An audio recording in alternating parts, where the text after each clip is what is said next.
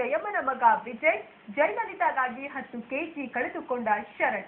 ಸ್ಯಾಂಡಲ್ವುಡ್ನ ಮತ್ತಷ್ಟು ರಂಗು ರಂಗಿನ ಸುದ್ದಿಗಳು ಇವತ್ತಿನ ಫಿಲ್ಮಿ ಫಂಡಾದಲ್ಲಿ. ನೋಡಿ, ಎಂಜಾಯ್ ಮಾಡಿ.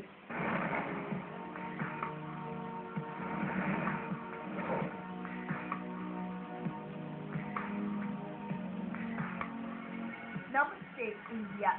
ಹೀಗಂತ ಸ್ಯಾಂಡಲ್ವುಡ್ನಲ್ಲೊಂದು ಹೊಸ ತಂಡ ಒಂದೇ ಶಾಪ್ನಲ್ಲಿ ಸಿನಿಮಾ ಮಾಡೋ ಹೊಸ ಪ್ರಯೋಗಕ್ಕೆ ಕೈ ಹಾಕಿದೆ.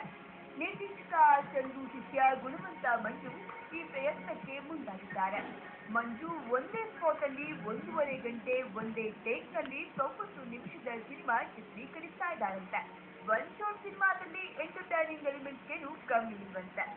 ನಮಸ್ತೆ ಇಂಡಿಯಾದಲ್ಲಿ ಆಕ್ಷನ್, ಲವ್, ಸೆಂಟಿಮೆಂಟ್, ಸಾಂಗ್ ಎಲ್ಲವೂ ಇದೆಯಂತೆ.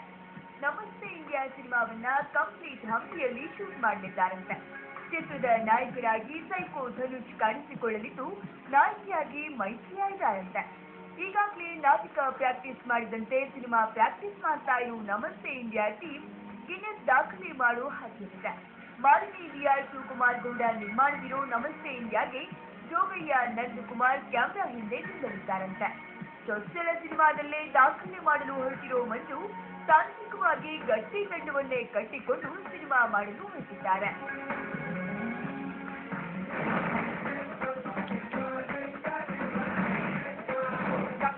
ಮಗಳು ನಮ್ಗೆ ಸಿಕ್ಕೋಳಾಗಲ್ವಾ